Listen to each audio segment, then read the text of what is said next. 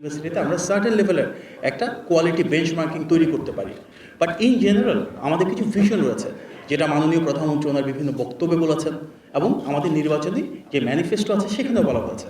উনি যে শিক্ষা ব্যবস্থাটাকে ফোর্সি করেন সেটা এমন একটা বিষয় যেখানে লার্নিং উইথ হ্যাপিনেস, একদম ক্লাস 1 থেকে শুরু করে এমন একটা শিক্ষা ব্যবস্থা যেখানে শুধুমাত্র ডিগ্রি বা সার্টিফিকেটের জন্য মানুষজন পড়াশোনা করবে না, করবে সার্টেন কিছু ভ্যালুজ এবং প্রিন্সিপালসকে সামনে রেখে। সো আমরা বলি সুনাগরিক প্রত্যাশা করি রাষ্ট্রের কাছ থেকে, সেই সুনাগরিকের গুণাবলী কিন্তু আমাদের শিক্ষা ব্যবস্থা থেকে উঠে আসবে। একদম ক্লাস 1 থেকে যেটা শুরু, প্রি স্কুলের ক্ষেত্রে যেটা শুরু, সেই ইথোসটা কিন্তু ভার্সিটি লেভেলেও ক্যারি করা উচিত। একই সাথে এর পাশাপাশি শিক্ষার একটা উদ্দেশ্য হওয়া উচিত নলেজ ইম্পার্ট করা।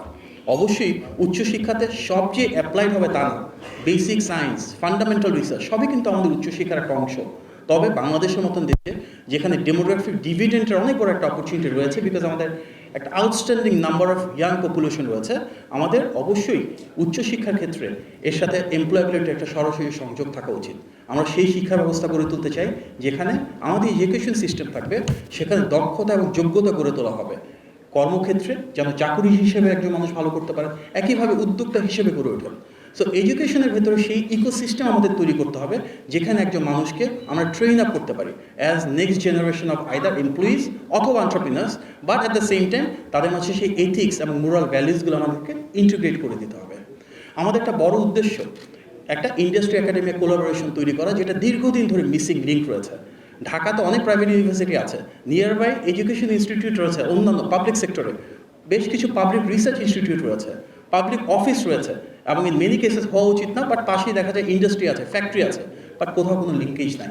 ঢাকার বাইরে আরও এক্সট্রিম অনেক জায়গায় দেখা যায় হাইটেক পার্ক আছে, বেসিক আছে, ইকোনমিক জোন আছে, ইপিজেড আছে, এবং দোজ আর আন্ডার ইউটিলাইজড, জায়গা পড়ে আছে।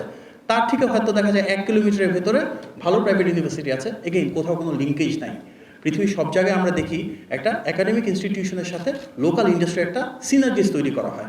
আমাদের মাননীয় প্রধানমন্ত্রী ইতিমধ্যে নির্দেশনা দিয়েছেন, আমরা কথা বলছি আইসিটি ডিভিশনের সাথে, বিশেষভাবে কথা বলছি কমার্স মিনিস্ট্রির সাথে কথা বলছি, যে আন্ডার ইউটিলাইজ যে ইন্ডাস্ট্রি ক্লাস্টারগুলো রয়েছে সেগুলোর সাথে আমরা আমাদের একাডেমিক ইনস্টিটিউশন বোথ পাবলিক এবং প্রাইভেট ইউনিভার্সিটি সবারকে একসাথে নিয়ে কীভাবে সেই লিঙ্কেজগুলো তৈরি করতে পারি।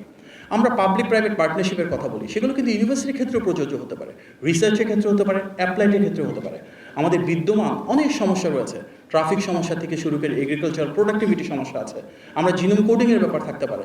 প্রত্যেকটা ক্ষেত্রে কিন্তু আমাদের বিদ্যমান সমস্যাগুলো সমাধান করার ক্ষেত্রে বোথ পাবলিক এবং প্রাইভেট ইউনিভার্সিটি একযোগে কাজ করতে পারে।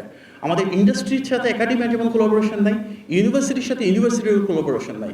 অনেক ক্ষেত্রে কিন্তু দেখা যায় কনসোর্টিয়াম করে পাবলিক ফান্ডিং নিয়ে প্রবলেম সলভ করার সুযোগ থাকে।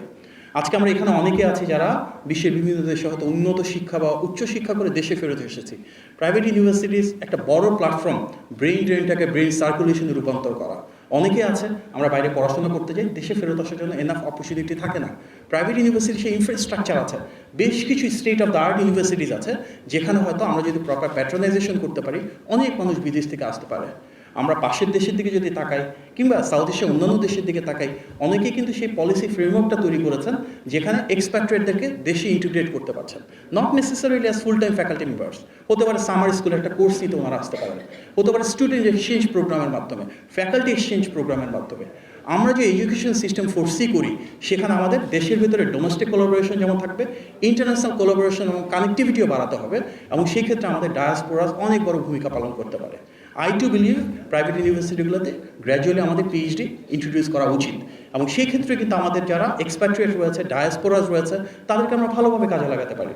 অনেক দেশে আছে যারা পিএইচডি স্টুডেন্ট যখন নেয় ফ্যাকাল্টি মেম্বাররা, তারা তাদের নিজের দেশের নিজের ইউনিভার্সিটির যারা স্টুডেন্ট তাদেরকে প্রায়োরিটাইজ করতে পারে, আমরা সেই কালচারটাও ডেভেলপ করতে পারি। আমাদের মাননীয় প্রধানমন্ত্রী বলেছেন gradually over the period of time আমরা রিসার্চ কাউন্সিল ইন্ট্রোডিউস করতে যাচ্ছি। সেই রিসার্চ কাউন্সিলে both public university and private university বেশ কিছু প্রবলেম ওরিয়েন্টেড রিসার্চের বা সলিউশনের কাজ করতে পারে। অর্থাৎ আমাদের দৈনন্দিন জীবনে যে সমস্যা, সেই সমস্যাগুলো সমাধানের ক্ষেত্রে private university can play a phenomenal role. সব ইউনিভার্সিটিতে নাই, বাট বেশ কিছু ইউনিভার্সিটির মধ্যে ক্যারিয়ার